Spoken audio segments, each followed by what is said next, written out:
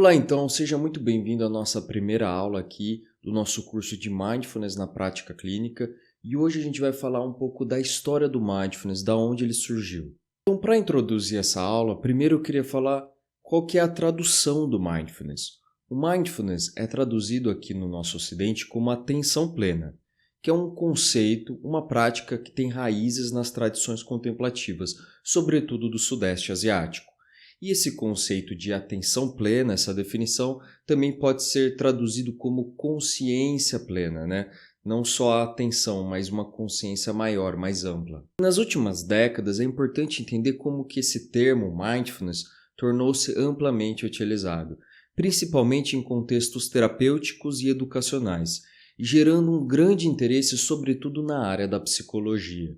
Essa prática, então, do mindfulness, que antes estava profundamente conectada com os objetivos espirituais e religiosos, passou agora por um processo de secularização, uma adaptação que permitiu que a sua aplicação em contextos modernos, como, por exemplo, manejo e redução do estresse e promoção de saúde e bem-estar. Então, nessa aula, a gente vai explorar um pouco essa trajetória do mindfulness, desde as suas origens no Sudeste Asiático até a sua consolidação como uma prática científica e acessível no Ocidente. Então vamos começar agora falando sobre as suas origens nas tradições contemplativas. E primeiro a gente vai falar do budismo como um fundamento histórico do mindfulness. Então a prática do mindfulness tem as suas origens sobretudo conhecida no budismo e no Zen budismo, que é identificada no termo Pali, Sati, que significa atenção, consciência. Então o mindfulness ele tem justamente esse fundamento conceitual dessa consciência, dessa atenção no aqui e agora. No contexto budista, o mindfulness é um componente central no nobre caminho óctuplo, que é um conjunto de práticas que guiam os praticantes em direção à iluminação, ao esclarecimento, ao fim do sofrimento. Então, especificadamente, o sati, ou seja, essa atenção, consciência, é enfatizado em práticas meditativas, como a meditação vipassana da respiração, que busca desenvolver uma observação atenta e não reativa às experiências internas e externas, de modo a conseguir acessar esses estados de iluminação. E cada escola budista apresenta ênfase em diferentes aspectos do desenvolvimento do mindfulness.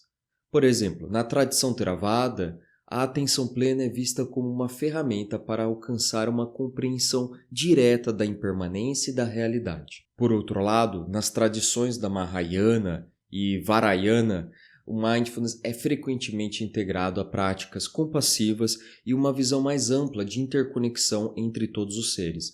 Então tem mais um aspecto de ajuda em relação à sociedade. E agora vamos falar um pouco do mindfulness e outras tradições contemplativas importantes. Bom, embora o budismo seja a principal referência da prática de mindfulness, existem muitos elementos semelhantes encontrados em outras tradições religiosas e filosóficas. No yoga, por exemplo, derivado da tradição hinduísta, que vem antes até do budismo, o mindfulness, a atenção plena, aparece mais como uma prática meditativa, que promove uma união entre o corpo, mente e espírito. Já no cristianismo, a prática contemplativa como a oração religiosa ou a meditação centrada busca um estado de presença divina que se assemelha à consciência plena, no sentido de se reconectar com essa divindade, com esse Deus único. E essas tradições, embora distintas em seus objetivos, compartilham um interesse muito comum, que é o cultivo da consciência do momento presente como uma forma de transformação interna. No entanto, o foco espiritual e religioso dessas práticas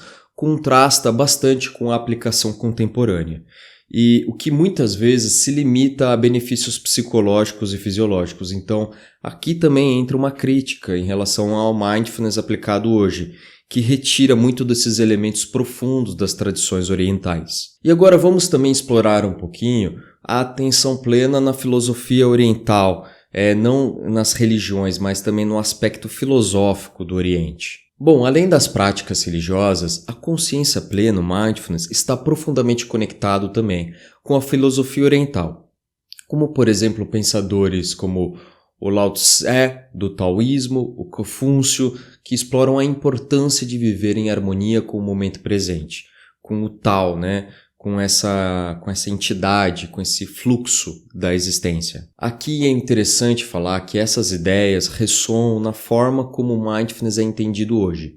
Um estado e capacidade de presença que reduz as distrações e promove aquilo que seria esse equilíbrio interno entre o eu e a realidade, né? Entre o indivíduo e o todo. Bom, e agora que a gente já falou um pouco sobre o mindfulness no contexto budista, hinduísta, taoísta, do cristianismo também, vamos agora falar um pouco da secularização do mindfulness no Ocidente, que é essa transposição para o contexto ocidental. Bom, então o mindfulness ele começou a ganhar visibilidade no Ocidente a partir justamente do século XX, com a chegada dos textos e mestres orientais, como por exemplo Shairu Suzuki e outros mestres que foram fundamentais nessa divulgação desses conceitos budistas. Esses autores, como por exemplo o Suzuki, desempenharam um papel fundamental em introduzir esses conceitos extremamente complicados e diferentes para uma visão cristã e ocidental para um público ocidental, e eles transmitiram isso de uma maneira muito acessível e muito simples, o que despertou muito interesse na comunidade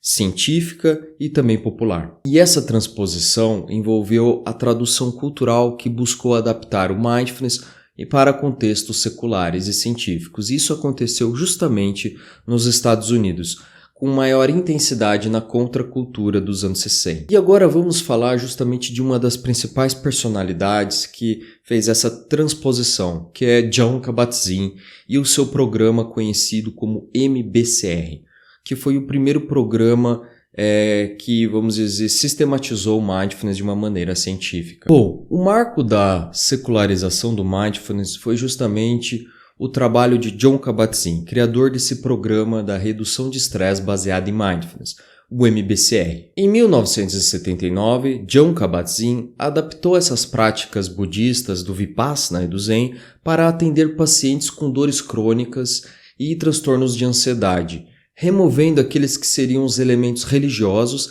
e focando no tratamento da atenção plena como uma prática terapêutica. Assim, o MBCR rapidamente ganhou aceitação e estabelecendo o mindfulness como uma abordagem válida no campo da ciência e da saúde. Posteriormente a esses programas de mindfulness, como por exemplo o MBCT, MSC, surgiu daí um novo movimento dentro da ciência, que foi o mindfulness sendo integrado às terapias contextuais. E essa popularização do mindfulness também inseriu no contexto dessas terapias cognitivas e comportamentais, como por exemplo a terapia comportamental da dialética, a DBT, e a terapia da aceitação e compromisso, a ACT, que também vamos conversar aqui nos nossos cursos de pós-graduação de Mindfulness, Neurociência e Terapias Contextuais. E essas abordagens utilizam o Mindfulness como uma ferramenta, uma habilidade para ajudar os indivíduos e pacientes a desenvolverem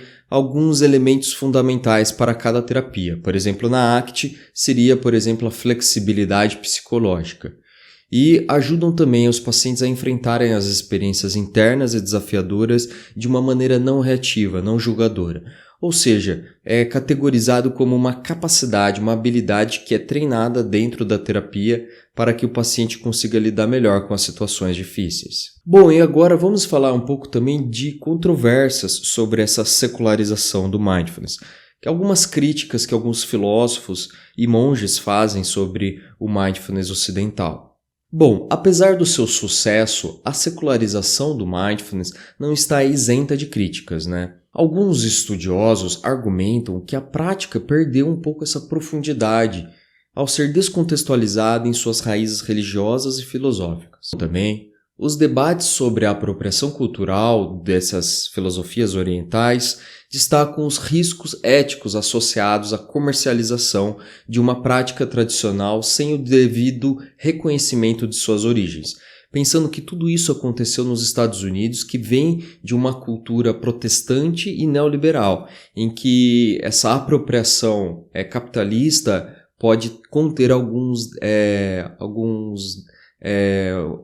elementos delicados envolvendo a ética. Bom, e agora que a gente falou um pouco dessas controversas, vamos falar também do impacto do Mindfulness no Ocidente e a sua popularização aqui no nosso mundo, né, ocidental, como Estados Unidos, Europa, Brasil, enfim, todas essas regiões que a gente determina como ocidentais. Bom, o Mindfulness ele se tornou uma prática amplamente adaptada para diversas áreas, que inclui saúde, inclui educação, inclui negócios, até apropriação militar, né? E a sua popularidade se deve, em parte, à sua facilidade com que ela pode ser aplicada, adaptada, aprendida e, vamos dizer, compreendida de uma maneira geral, assim, e como que ela pode ser utilizada em diversos contextos, né, diferentes, com seus benefícios próprios. Por exemplo, os estudos empíricos demonstram que essa prática regular de mindfulness pode reduzir de maneira significativa sintomas, por exemplo, do estresse, ansiedade, depressão e o que acaba contribuindo diretamente com o aumento do bem-estar geral. E aí entra, então, o papel da neurociência nisso tudo, nesse desenvolvimento científico desses benefícios do mindfulness. Aqui a ideia é que a neurociência desenvolveu um papel crucial aqui nessa validação do mindfulness, porque começou a estudar com encefalogramas, né, com vários instrumentos científicos, o que acontecia no cérebro com as práticas de mindfulness. E as pesquisas demonstraram que a prática regular de meditação pode promover diversos benefícios que a gente vai analisar aqui com mais calma, mas entre eles a plasticidade cerebral, afetando áreas como, por exemplo, o córtex pré-frontal, associado à regulação emocional, pode reduzir as ativações da amígdala relacionadas à resposta ao medo e fuga. E todos esses achados ajudaram a gente a consolidar o mindfulness como uma prática baseada em evidências. Isso faz a gente se deparar também com muitos desafios e possibilidades futuras do quais são os próximos passos do mindfulness na ciência e na psicologia. Aqui, embora o mindfulness tenha se expandido consideravelmente, os desafios permaneceram.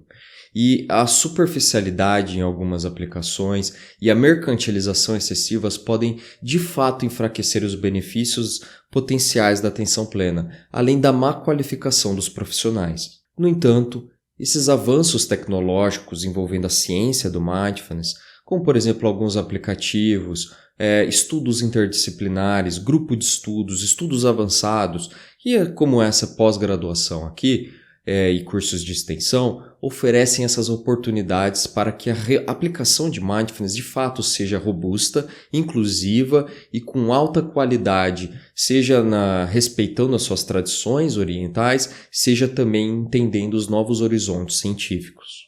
Então agora, para concluir, é legal a gente dizer que a história e a evolução do mindfulness refletem um fascinante percurso dessa adaptação cultural e científica dessas tradições orientais para um modelo ocidental. E é legal a gente entender que desde as suas raízes no budismo até a sua aplicação nas terapias modernas, essa prática percorreu um longo caminho, ganhando cada vez mais relevância, mais corpo, cada vez mais camada. O que era alguma coisa muito simples no passado, agora está ficando cada vez mais robusto, mais complexo, mais denso e mais efetivo. Portanto, reconhecer as suas origens e navegar nos seus desafios contemporâneos é essencial para garantir que o mindfulness continue oferecendo cada vez mais benefícios profundos para os indivíduos e para as comunidades, de modo a gente cada vez mais aumentar essa qualidade, esse conhecimento, essa compreensão do que acontece no mindfulness e qual que é o jeito mais efetivo de ter essa transformação.